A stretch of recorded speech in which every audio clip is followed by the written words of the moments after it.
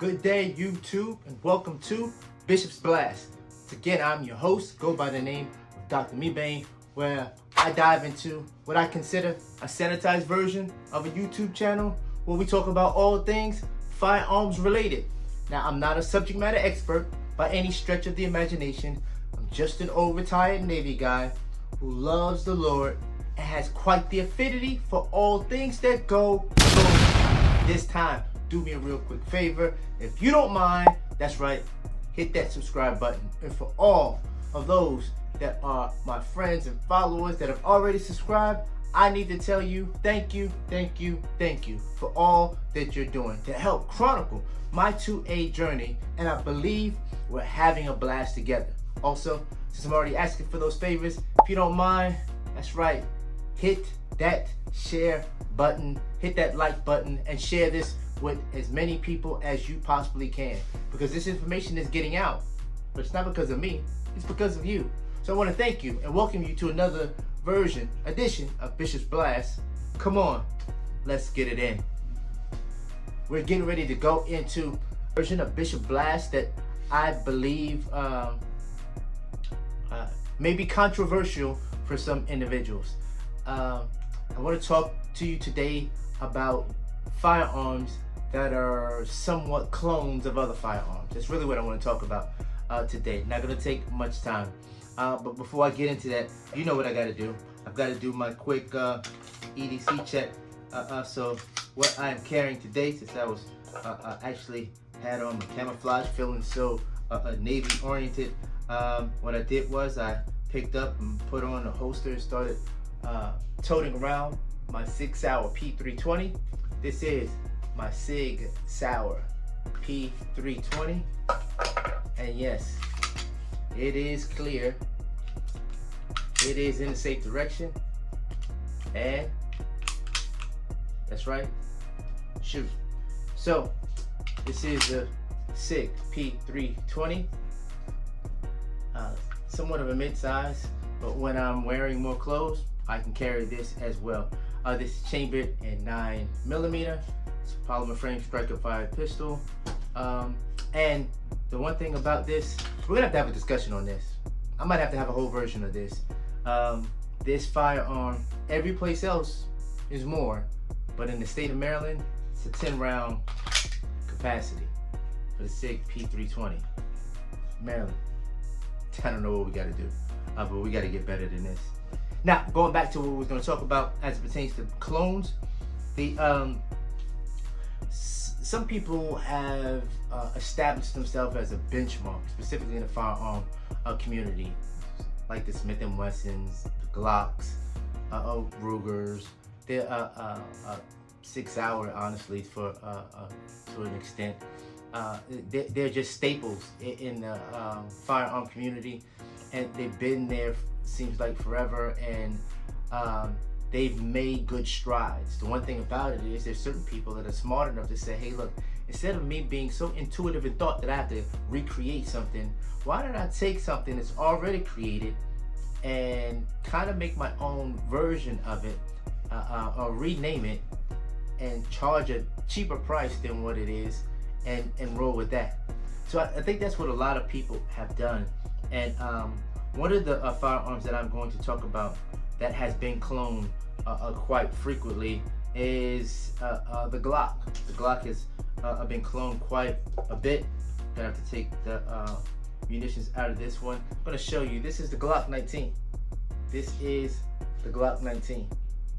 And to be honest with you, I've had this probably longer than most of the firearms that I've ever had. It's the Glock 19. It is clear, in the safe direction, and shoot. It is the Glock 19.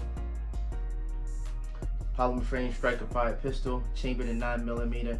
And because once again I'm in the state of Maryland, I got a 10-round capacity on something that could hold so much more. It's the Glock 19. The Glock 19 is one of these tried and true firearms. You may not like the aesthetics, the blockiness. Most people don't like the sights, i.e. mine are modified. Now I have fiber optic sights on this. it's just a firearm. But it's one of those things that it doesn't matter. When you pick up a Glock, 10 times out of 10, it's gonna fire. When I don't do as much maintenance on some of my other firearms, this thing gets neglected quite a bit. But it is reliable as the day is long. As many times as I go and say, what am I gonna grab? If I grab the gun, I have an expectation that every time that I pull this trigger, it's going to work flawlessly, whether it hasn't been cleaned or not. These things just work. And because they work, a lot of people say, hey, look, why reinvent the wheel? One of the companies that has done just that is Palmetto State Arms. And they have come out with their Dagger, which is a version of the Glock 19. This is Palmetto State Arms Dagger. PSA's Dagger. Let me take this magazine out. This is actually the Glock 19 magazine. If you see the insignia on here, it actually says Glock on here. This is the Glock 19 in the state of Maryland, 10 round capacity. For this PSA Dagger, it is clear and safe direction and shoot. This is the PSA Dagger, and one thing that I do like about it is it feels in my hand exactly like the Glock 19. Feels a little bit lighter, but it feels just like the Glock 19. Now, out of this Glock 19, which I paid probably twice the amount that I paid for this PSA Dagger, it comes with that it's optic ready. Not only is it optic ready, it comes with suppressor height sights. And it comes with a threaded barrel. If I was to add or ask for someone to add that to this Glock 19, it probably just went up $300 from an already firearm that was more expensive than this. And this comes out of the box with it. This is the PSA Dagger. Now, this is one thing that I cannot speak to. And I do not shoot this firearm as much. It feels good. I even like the stippling on this firearm. It feels good to the hand. The one thing that I can't say is that it is this reliable. Have I had any issues out of this? None that I can remember. However, have I shot it a quarter of the amount that I've shot that firearm? Not even close. That is a bench horse that will always work. And this PSA Dagger, I will say, has more felt recoil also than that Glock 19. So I can literally feel. But it does come with the threaded barrel, so I could put a suppressor on this if I really needed to. So it's a good firearm. I've even seen people, some take and do interchangeable things. I was going to do it on here, but I'm not. Where they would take the slide off, because remember, this is my tried and true Glock 19. It's my staple. It's my workhorse. It's the one that never fails me. But I sure would love to put an optic on it. And wow, what if I could put a threaded barrel on it? I literally could, but I won't. Take this slide and this barrel and interchange it with this, and it would work. I have not shot it this way for my firearms. I have shot it for somebody else's firearms where they took the slide, took the barrel out, and put it in a Glock 19, and it did work. It still didn't feel like a Glock 19 when I was shooting it, but it did work. There was no complaints that I had with it. Now there was a Glock 19 actually with sights on it, optic on it, and with a threaded barrel at this point in time. But I just want to show you them side by side. Besides the weight being a little bit more weighty on the Glock 19, you pretty much, this clone is what it is. It's a clone, and it's done a real good job of doing what it's supposed to do.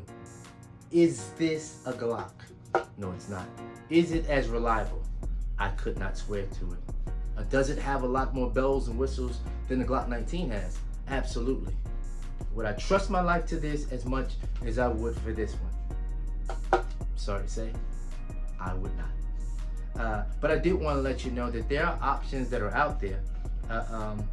And what if maybe, just maybe, I'll torture test this PSA dagger and put more and more rounds through it, and come back to you later in the year and say, hey, look, let me let you know exactly how it held up, if it can meet the Glock 19 test or not. But as of today, I'm gonna have to be honest with you. I'm gonna have to stick with what has been reliable to me, and that is good old-fashioned Glock 19.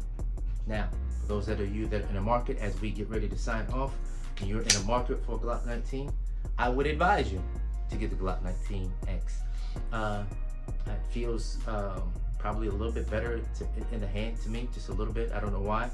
And it has more of a round capacity, even though in the state of Maryland, that means nothing to me because I'm only supposed to carry, say it with me, 10 rounds. We're gonna have this conversation, but I did want to introduce to you clones and see what you think about it. Do you have another firearm that's identical to the other firearm? It just has a different name brand? I know some of you probably had, you didn't have Nikes, you had Ikes. They looked the same, but they really wasn't. Let me know in the comment sections what you think about clones. And I'm gonna have to sign off right now, and I hope and pray that you stay tuned with me so that we have more of these conversations next week on Bishop's Blast. So please do me a favor, stay tuned and be blessed.